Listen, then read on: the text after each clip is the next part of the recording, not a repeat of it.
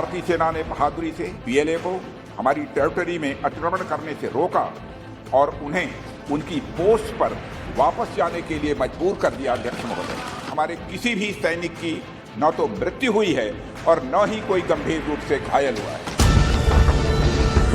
अरे उसका इसका क्या संबंध है? तुम अगर हमारी गलती है तो फांसी पे लगा, लेकिन इससे क्यों जोड़ रहे हैं? देश की सुरक्षा है। But there is a need for a wider and a deeper discussion on why China is doing that. Congress सरकार ने चीन की धमकी के बाद हमारे रोड और वाइटल बॉर्डर इंफ्रास्ट्रक्चर्स का निर्माण डैम चौक में रोक दिया।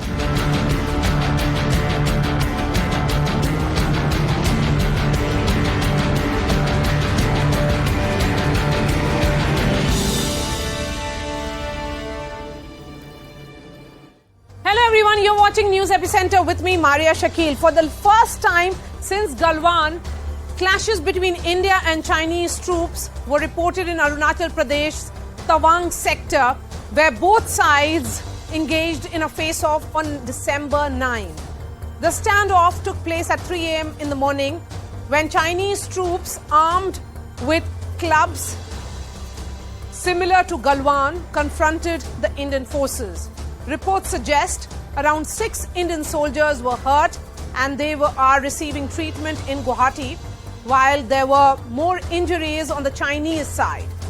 After first accusing India of provoking Chinese troops, the Chinese government has now called for cooperation for better border management, calling for improved dialogue to prevent future scuffles. Remember, this also comes as the Air Force had to scramble jets in the last few weeks to prevent air violations by China over Arunachal Pradesh. But clearly, China was caught off guard by how well prepared India was, given the nature of intelligence that we had managed to gather, as it tried to repeat the Galwan face-off. Here is an overview of what really happened. It was a stealth operation by Chinese troops as they unilaterally tried to change the status quo. On 9th at 3 a.m., over 300 PLA troops intervened in Yangtze, that is the region near Tawang. There was an attempt to capture the icy height at 17,000 feet. India has an advantage because it is India which is actually patrolling at that height. Initially, there were only 50 Indian troops. Reinforcements were rushed in immediately and over 100 Indian troops gathered when they saw the presence of the Chinese in the Indian territory. And the Indian army then pushed back hard against the Chinese troops. The Chinese soldiers were given a bloody nose. The PLA was pushed back all the way to their command post. A warning was issued in a flag meeting 2 days later. So today, Defence Minister Rajnath Singh addressed both the Houses of Parliament over the clash in the Tawang sector. Rajnath Singh said that China attempted to change the status quo, but the attempt was foiled by our troops. Soon after his statement, ruckus erupted in Parliament after the opposition demanded a discussion, accusing the government of hiding the facts, demanding a deeper discussion, a more elaborate discussion on the situation at the line of actual control. Congress President Mallikarjun Kharge hit out at the Prime Minister, saying that China is taking shelter behind a statement where he has said that no one has entered Indian territory. Home Minister Amit Shah hit back at the Congress, accusing it of keeping the military infrastructure at the LAC in shambles while inking deals with the Chinese Communist Party.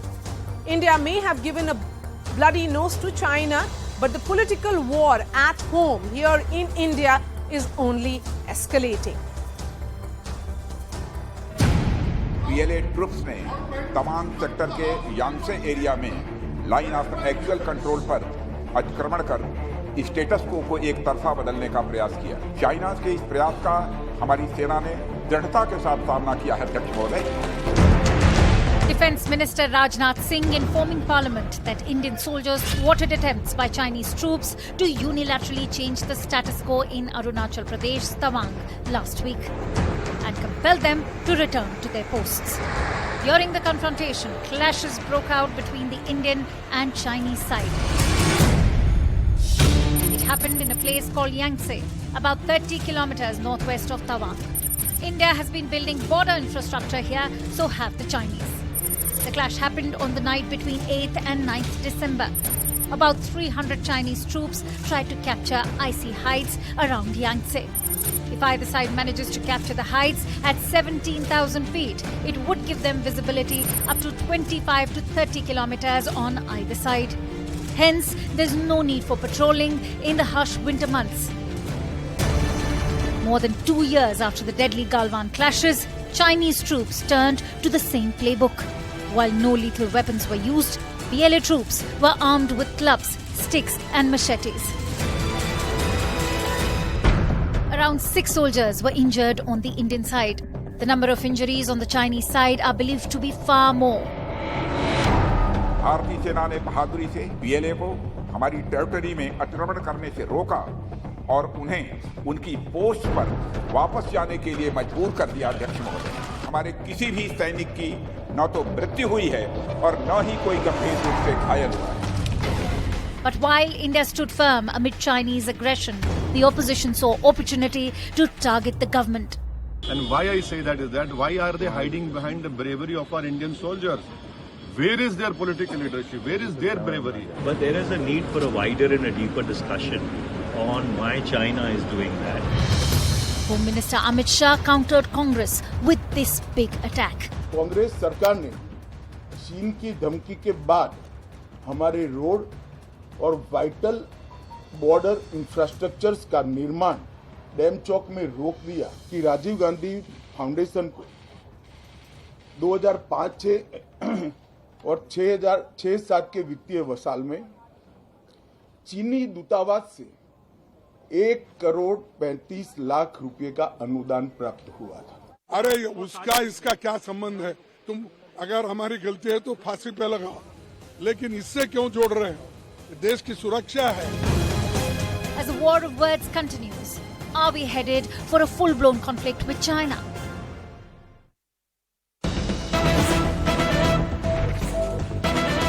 And in the wake of the Tawang clashes, Indian Air Force is scheduled to carry out a consolidated training exercise this week in the eastern sector. In fact, all the key eastern Air Force stations which are located in Assam, which is Tezpur, AFS, Jorat, AFS, Mohanbari and Chabua in Dibrugarh district will be participating in this training exercise. Is this really linked to the developments in Tawang? We are being joined by Akash on the phone line. Akash, give us the details. Is this really a routine exercise planned in advance?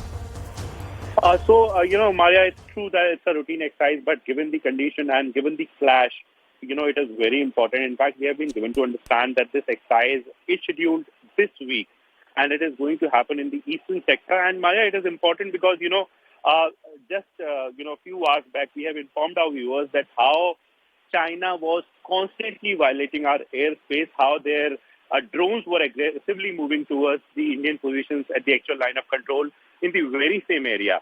So this is very important, and this is coming after Raksha Mantri Rajnath Singh's statement where, Raksha Mantri has confirmed whatever happened on 9th of December.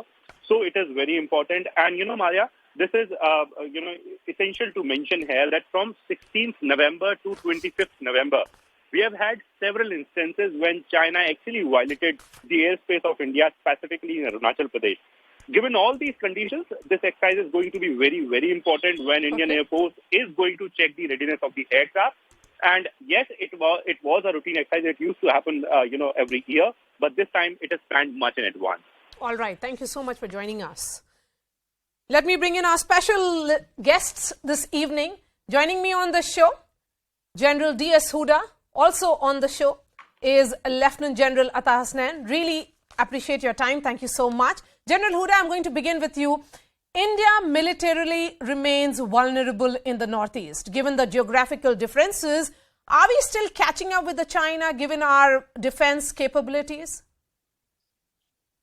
Maria, let me answer in two ways. One is yes, in terms of infrastructure development, China's roads infrastructure is much better on the Tibet side. But having said that, let us not assume that the Indian military posture on the LAC in the eastern sector is weak. traditionally, and much before even this incident happened in 2020 in Eastern Ladakh, India has maintained a very strong presence along the line of actual control. The number of troops that are there have always sort of outmatched what was deployed on the Chinese side of the LAC. And after 2020, this posture has only strengthened. So we know that surveillance architecture along the line of actual control, the deployments have actually strengthened. And you are seeing that in what has happened at Yangtze. The incident apparently happened at night when the Chinese tried to overwhelm one of our posts by coming in large numbers. But the manner in which the Indian soldiers, the Indian army has reacted, obviously shows readiness levels, what they are seeing across the LAC. They would have seen, preparations that were happening on the other side. And that has helped them, sort of react in a quick manner. So yes, infrastructure, if you look at both sides, the Chinese side has better infrastructure. But the military capability, military posture on the LAC is very strong. So, let's not sort of conflate both the issues. Okay. General Hasnain, from a military strategy, how significant is Tawang in the balance of power, and given China has targeted this area in the past as well? See, Maria, first of all, thank you for having me on your show. And let me commence this program of yours by complimenting and congratulating the Indian Army for what it did on the 9th of December. I think the message has gone home quite clearly. As to your question specifically about Tawang, yes, Tawang is psychologically a very, very important landmark. On the line of actual control, on the northern borders, perhaps the best known landmark. It's labeled so also primarily because of its prominence in the 1962 war, also being the largest big name place in what is the Chinese like to call southern Tibet. So for the Chinese, Tawang bears a fairly great amount of importance, and simultaneously, ideologically, etc., from the Buddhist angle, it's got one of the biggest monasteries. The Chinese have their major claim actually on this part, on Arunachal Pradesh, and Tawang forms one of the very important areas here. So strategically, any operations which are directed in the Kameng division, in this part of Arunachal Pradesh, has a psychological effect too. And the Chinese are sending home this message to us. Ladakh has its own importance. The central sector has got its own importance. Sikkim has got its own importance. But in the comparative analysis of all four, perhaps Tawang bears the greatest strategic importance from a psychological angle. General Hasnain, if there is one lesson that can be drawn from India's experiences with Chinese transgression over the last decade or so, is that the Chinese seem to set the pace on the nature and the timing of these transgressions. Because if you look at 2013 Depsang, a year later what happened, 2017, 2019, what do you think will follow this one? Particularly, it was a failed attempt. They wanted to repeat Galwan. That did not really happen. This question is for me, Maria? Yes, General Hasnain. Yes. Oh, sorry. General Is this Hasnain. question for me, Maria? Yes, General Hasnain. Please go ahead. Okay. Well, yes, you're absolutely right. They have been taking the initiative. They have been setting the timelines. There is a strategy behind the activities, the actions which the PLA has been doing.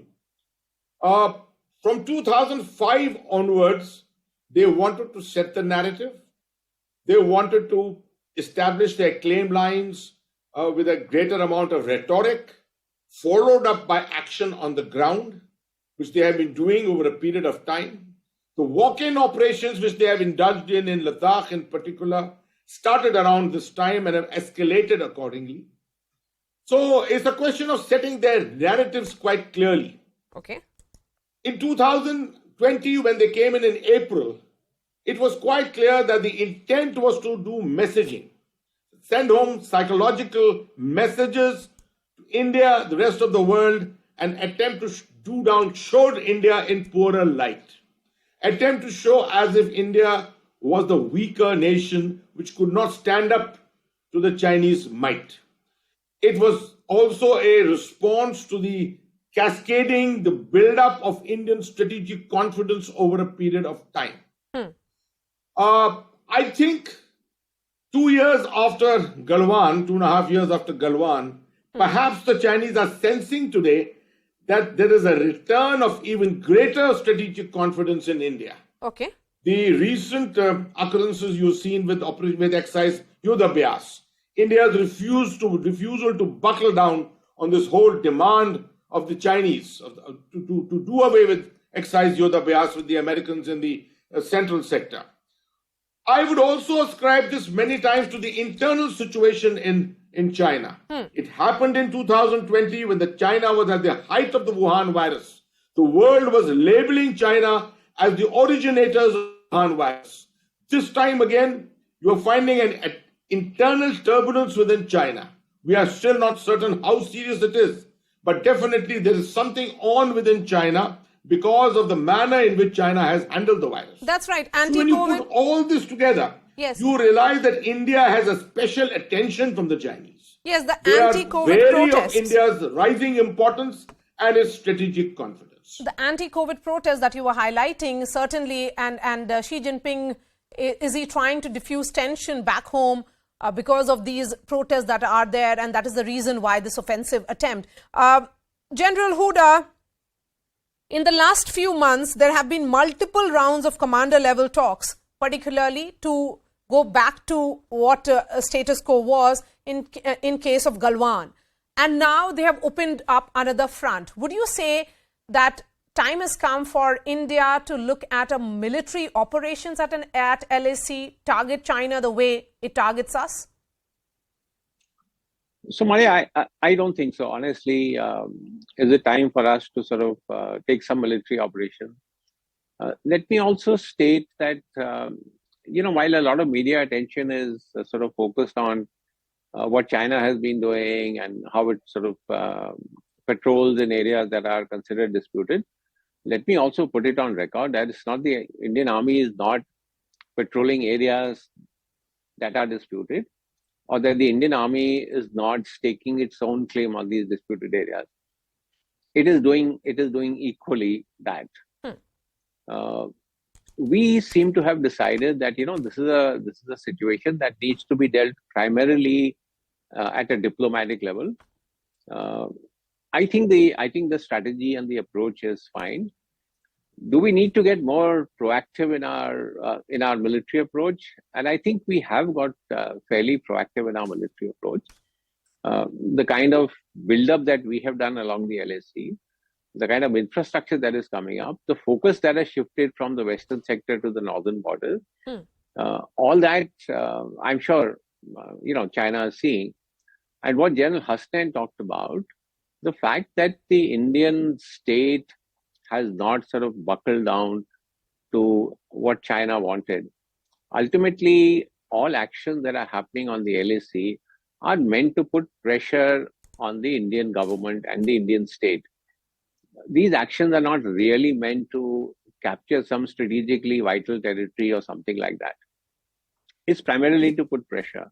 And the fact that the Indian government has resisted this kind of pressure, diplomatically, economically, militarily, I think should send out a very strong message to China. Okay. And I think the other message that this particular incident should send out is that this kind of behavior that the Chinese military is doing is extremely risky. And so if they want to talk about stability along the border, if they want, the bilateral relations to improve, this is something that they need to stop. Before I give the final word to General Atta Hasnain, I want to understand from you, General Huda, when you look at the response or the statement that has been issued by China this time around vis-a-vis Galwan, would you say that this is more muted? Because they are saying that border situation is largely stable. They are being very careful in terms of maintained unobstructed dialogue is the focus. They also realize the significance of G20 this year and also the economic might of India now. So, Maria, this is something that really is not new. So they've always been saying, let's dissociate the border issue from our overall bilateral relations. So they've always been saying, let the border situation be set aside and let's move on in other areas. And I think India has taken a very firm and a very good response. The foreign minister has said on numerous occasions, it cannot be business as usual until status quo is restored on the border. So I think our stance has been very firm, both at the ground level, at the military level, and also at the diplomatic level. And hopefully, I'm saying, the message will go out to China. Okay. General Hasnan, your final thought and word. How do you see events panning out? Are you sensing some escalation? Because this was not provoked. I mean, in fact, China provoked India this time around. See, Maria, this was not a petrol clash. That's the important thing to remember. A lot of people in the public may be thinking that this is a routine petrol clash. It's 300 men who have sneaked in at night, 3 o'clock in the morning, to try and, virtually attack a post of ours, dislocate it, and push it back. That the Indians were aware, the Indian army was aware, it had good intelligence, was prepared for it, could react and get the right amount of reinforcements, shows a high degree of professionalism. I hope that this message goes home very clearly to the PLA, that they are dealing with a set of professionals. If the PLA repeats this kind of a thing again, which I do think they will repeat sometime in the near future, it will show their lack of appreciation of what the Indian army is capable of. I'm quite certain this is not leading to war in under any circumstances. What this is leading to is brief periods of escalation to draw attention of the world, do psychological operations, and put the pressure on the Indian army and on the Indian nation. That is the intent of China, which I'm sure it will fail to achieve. Thank you so much for your time, General Huda and General Atta Hasnan. Thank you for decoding this big story for us. Let me bring in the political guests at this hour. GVL Narasimha Rao, Member of Parliament of the BJP, Adil Singh Boparai, representing the Congress. Mr. Narasimha Rao, I'm going to begin with you. The charge coming from the opposition is that the government was waiting to reveal this information to the public. In fact, it was the news reports which first indicated the skirmish, and the opposition says that you have much to hide. I would say even this is a very irresponsible accusation, because everything that the government, any statement that the government makes on the floor of the House has to be totally authentic, has to be 100% verified. And certainly it takes, after an incident like this, it takes information to know exactly, to get all the details, and also to ensure that no intruder from the PLA side has remained on our side. So the government has, in full responsibility, has made the statement after all the details became available to it. And nobody could have spoken about it before the statement was made in Parliament, because when the Parliament is in session, it is the convention that only the government makes any statement only on the floor of Parliament and not outside. Otherwise, we could have, if the Parliament was not in session, possibly you could have had a statement released from the Indian Army or from the MEA. There would have been some possible statements, but it had to wait until the government is ready with all the facts and the statement was made on the floor of the House. Okay, Adil, why did previous Congress governments have a policy of not developing the border areas to prevent the entry of the enemy? Are we not paying the price now? Well, Maria, your statement is absolutely incorrect. But coming to the issue at hand, the Congress party salutes the bravery of the Indian Armed Forces, and we are confident that the Indian Army will repel our adversaries who attempt to intrude onto Indian soil. I think there are no two ways about this. Having said this, the Congress party is equally and deeply concerned about the government's ambivalence, their vacillation, and their denial, which is manifesting right since the time of Dokle. Let's not forget that the Prime Minister said that there was no intrusion in 2020 when we lost 20 of our brave hearts. So I put this question to Mr. GVL Rao. If there was no intrusion, what were 18 rounds of negotiations about at 15,000 feet? Were they discussing the weather? Number one. Number two, what appears is that the government's appeasement policy towards China is emboldening the Chinese. Let's understand we have a belligerent adversary in the form of China. So therefore, it's all the more important to take the bull by the horns. The Prime Minister continues to remain in a state of denial. The government remains in a state of denial. I think we as countrymen are duty bound. On the contrary, the government is duty bound to be transparent about this. Okay, this, after all, we all are question, Indians. yes, this point being made by Adil is also what the government has been saying, that you said you promised big action, from banning Chinese apps to stopping trade with China. And was this some kind of an unrealistic statement to make then? Because if we look at pure data which has been put out by your own government, by Commerce Ministry in its reply in Rajya Sabha, there has been a massive surge in India-China trade in 2021-2022. It stood at $115 billion, which was the highest since 2014-2015. So what is the message that you're trying to give? Yeah. GVL Narasimha Rao. No. You see, the question is, we have certainly made we've taken several initiatives towards Atmanirbharata. The production-linked incentive schemes announced by the Government of India has been a huge success. We certainly have, with the revival of the economy, certainly your imports are going up because there are supply chains that have got established over several decades.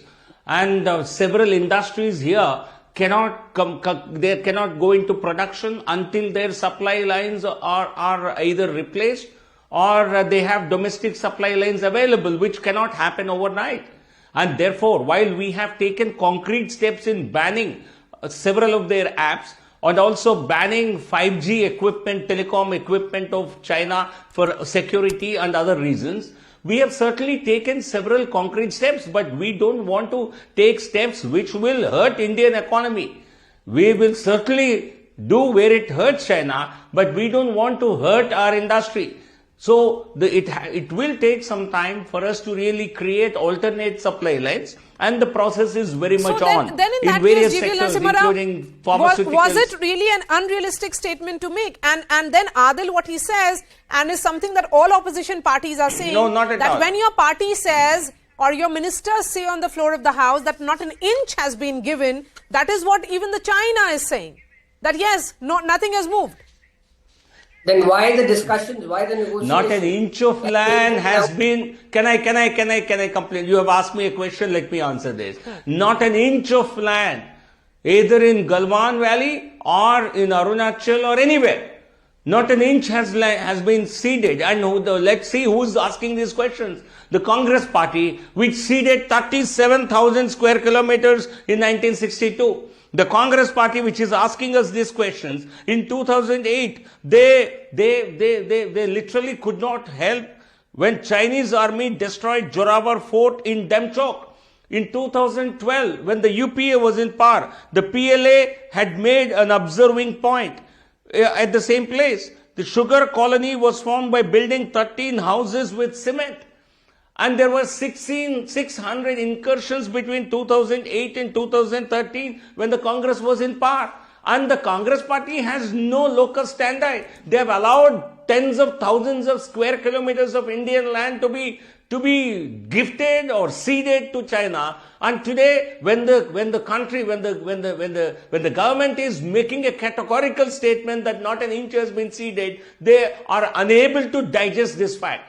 They want, actually, while they mouth all these inanities saying, oh, we are with the forces, the reality is they are actually insulting our forces. Okay. Their statements are actually meant to lower the morale of the armed forces. Why did Rahul Gandhi hide the fact from the country when he met with the Chinese ambassador in 2018? What did they have to, why did the Congress party lie that this meeting did not happen? When the Chinese embassy put out the news, the Congress party was red-faced. In 2018, when Rahul Gandhi went to Kailash Mansarovar, what discussions did they have? In 2008, when they had an MOU with India the PLA, has thwarted with the CPC, another attempt, what was this all about? Another transgression by China. If this kind of domestic politics plays out, are the politicians not playing at the hinds of China with this kind of politicking? On the contrary, Maria, it is the BJP which is playing into the hands of the Chinese. And if you bear with me for 45 seconds, I will demonstrate to your viewers. Number one, and perhaps common sense has become uncommon in the BJP. If there is no transgression at Galwan, if there was no incursion in Galwan, can the enlightened BJP spokesperson tell the country what were 18 rounds of negotiations about? Were they discussing what to wear at Christmas? What were 18 rounds of negotiations about at 15,000 feet post Galwan if there was no incursion? What was the issue about making buffers within your territory if there was no incursion? So please don't be dishonest. We are one on this issue. We are Indians. No, I will answer this. We may be political adversaries, but we are Indians. Let's not lose sight of this fact. So therefore, you can only treat a problem if you diagnose the problem. If you want to continue to remain in denial, the Chinese will get emboldened. Because they have got to know that for the BJP government, protecting the PM's image is more important than protecting the borders. Okay. The Chinese are being very clever. But Adil, if you look at the muted response that has come from China this time around, it's a complete shift from what we saw during Galwan. This is not an aggressive China. They realize that India's military capabilities and particularly the infrastructure development has actually put them in a spot. Shouldn't that be one aspect for which this government must be congratulated? Yes, in the last few years, the infrastructure defense capabilities is something that is strengthening the armed forces. Maria, I am surprised by your observation.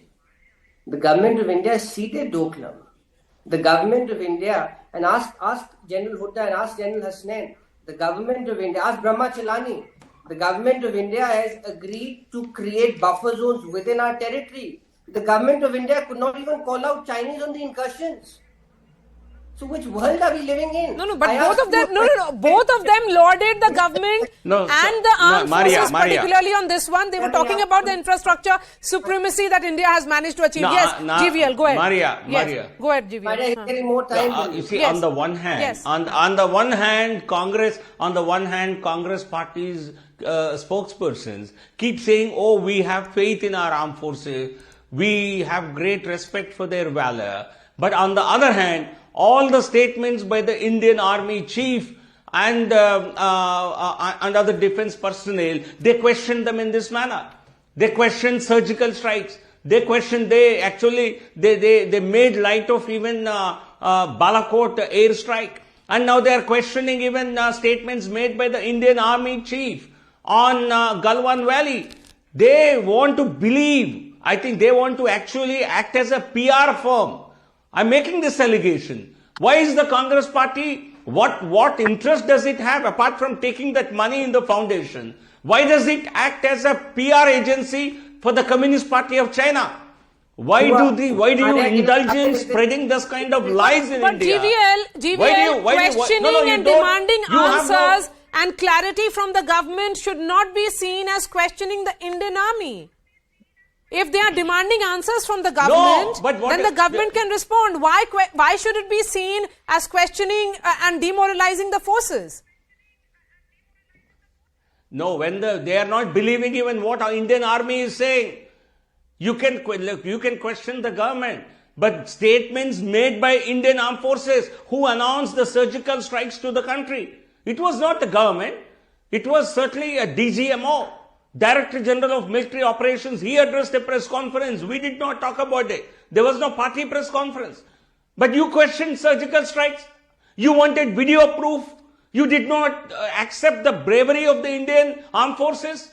But eventually the video was shown and you had egg on your face. The Congress party looked very silly in a Balakot airstrike. What kind of statements were made by the then 30 Congress seconds leader quickly, Sidhu? quickly What did he say? from you, Adil. Respond to that and then I move on to the second topic.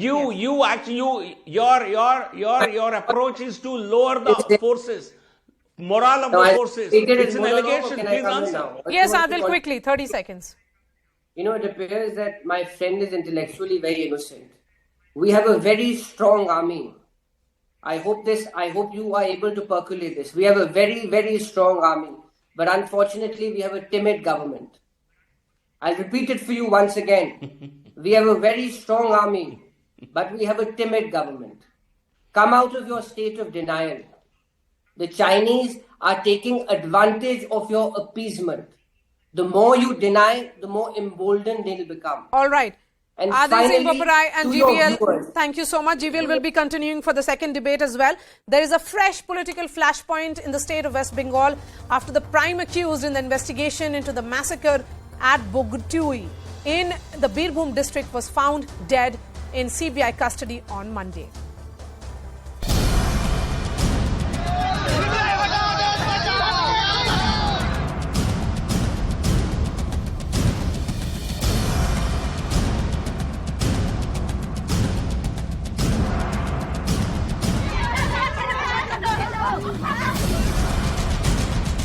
If somebody is dead when he was under the custody of CBI, so how the people of the country will put their faith on the agency? See, investigation was on for the Bogutui case and Lalan Sheikh was in the custody. So this is a custodial death. But whether it is a suicide or whether he was forced to commit this suicide because of immense pressure on the family. And now who has given this pressure on the family? Those facts needs to come out because maybe there is some kind of a cover-up which TMC is trying to do.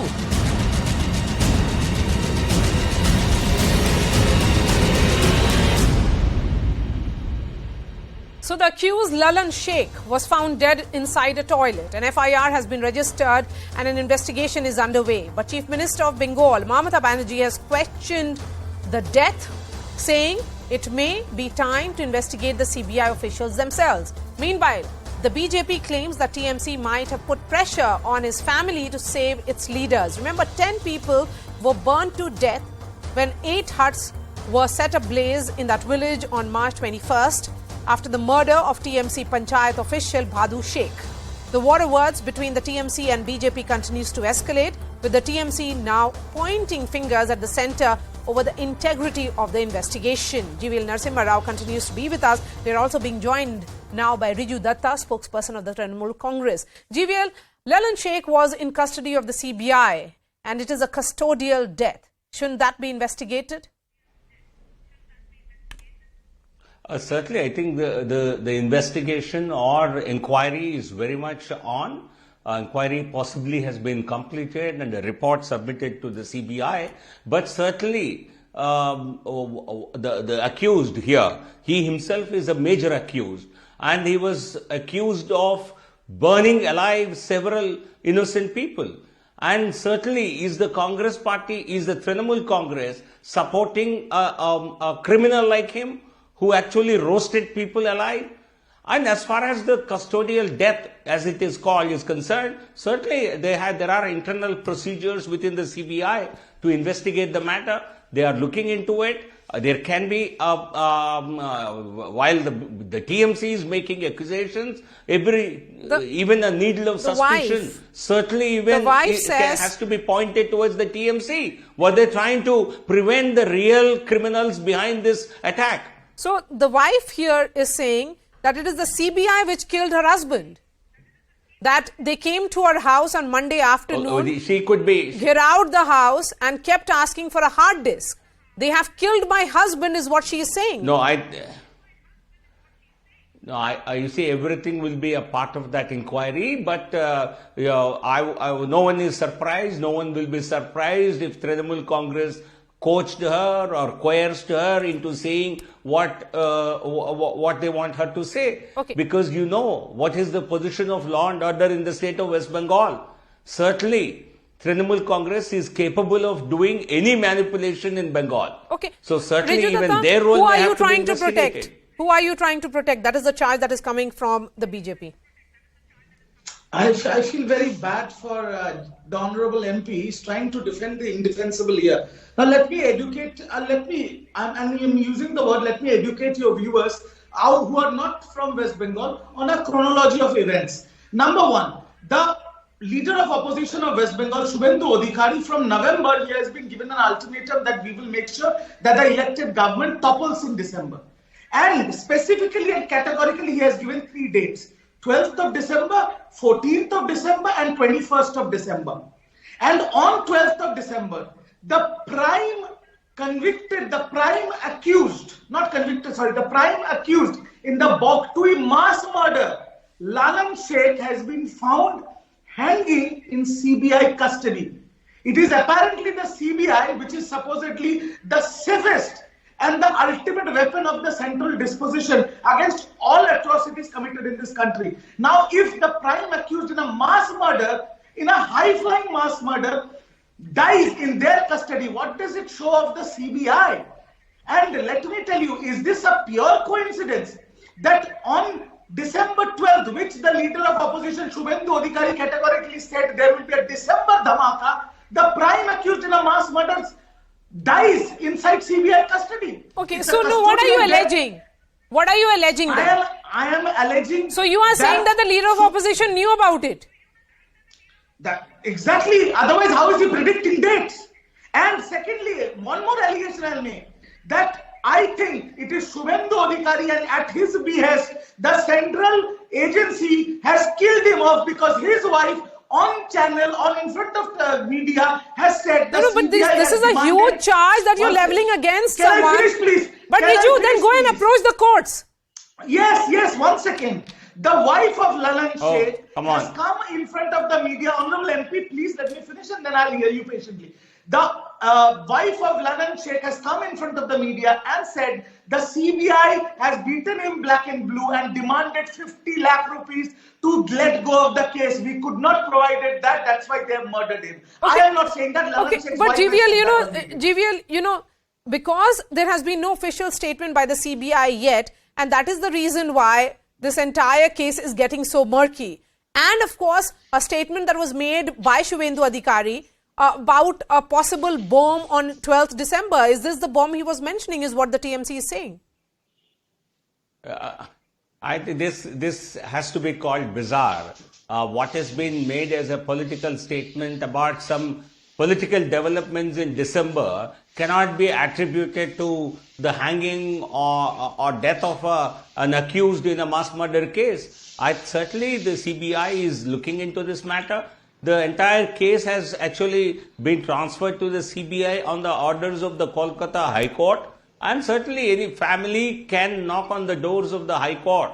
But statements being made by anyone cannot be taken at face value. There has to be a proper inquiry and facts must come out. Anyone trying to make political statements on this is certainly not interested in ensuring justice for the family. In fact, the accused himself is a horrible murderer, but certainly his family needs justice. Okay, go ahead. Now, my 2 pointed questions. Yes, he is a murderer. His family demands justice. We are not supporting murderers. Arey Baba, your MLA who won from BJP called Bilkis Bano rapists, Sanskari Brahmins. So let's not go into whataboutery, sir. My 2 pointed questions are this. 1, CBI custodial death of a prime accused on the date which Shubhendu Adhikari predicted. Number 1, how will you explain that? Number 2, CBI is also interrogating and is doing investigation in all opposition parties. One of our stalwart leaders, Anubrata Mandal, is also in central agency custody. Can you guarantee his safety? Now we think that our leaders who are being investigated by central agencies might be killed off. What is the guarantee of that? And the third most important point I want to ask you is that can you categorically say, and on national television and in front of the viewers of CNN News 18, that the central agencies are not working at your behest and they are completely independent and all the accused in CBI custody are safe right now? Can you please say that? GVL.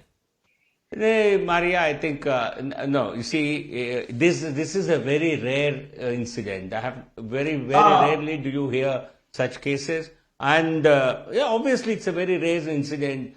Deaths during investigation or in custody generally do not happen, particularly with the CBI. A lot of your state, you look into the state police record, Bengal, there will be a number of such cases. But certainly it is incumbent upon CBI to investigate this. They're already investigating it. Apparently, as per media reports, there is a report that has already been submitted to the CBI headquarters. And they will certainly, the TMC is alleging. The TMC is alleging. They are alleging. One moment. They are alleging suicide. That he has been forced to commit suicide. It is a subject of investigation, of course. The CBI is saying that there will be judicial probe in this entire incident. But why make politics of it? Why has it become a political hot potato? Okay, I will say very clearly. When he was arrested after 9 months by the CBI, he was arrested. After 9 months of searching him, he was arrested in December. Now, where he was arrested from, he was a resident of that same village, Boktui village, right? Jharkhand. Now, near Boktui, there are 3 police stations. Rampurhat, Vallabhpur and another one, which are government police stations. But the CBI said, we will not take him to a government police station. We will take him to a makeshift camp of the CBI where we can, keep him under 24-hour surveillance. Then how did he commit suicide? As per norms, a primary accused in a mass murder, even in his washroom, there should be CCTV. And God forbid, if this would have happened in the custody of any state police of any opposition party in this country, BJP would have shouted for our GVL, blood. I have just enough time for you and your final comment, because it's not, he was not in a local police station or in jail custody. He was under CBI remand and this incident is happening there. It's a premier investigating agency. The investigating agency has much to explain and they have chosen silence. No, they won't give you, they won't go out public until their internal investigation is not complete. I'm not therefore surprised. Don't expect them to put out half-baked facts without proper inquiry. But this is certainly a very isolated incident. The TMC is certainly understandably using it to tarnish the image of the CBI because they have a lot of other cases where they are under the CBI scanner. They want to purely play politics out of it and use this to blame the CBI. But certainly it's a very strange thing that has happened and an unacceptable thing. So let's wait for the investigative report to come out. All right. Targeting hundreds of our people, hundreds of our cadres are killed in West Bengal in broad daylight. Shameful. Our TMC friend is speaking Shameful. as if there is no violence in Bengal. Indefensible. Hundreds of our cadres have been killed. They have been dragged from their homes. Women have been raped. What shameful? I think shameful of TMC. Shame on BJP for doing this. All right, thank you so much for joining us. We are slipping into a short break. Up next, travel trouble continues for commuters at the Delhi airport amidst the holiday rush. Angry commuters demand immediate solutions. That report after a quick break. Stay with us.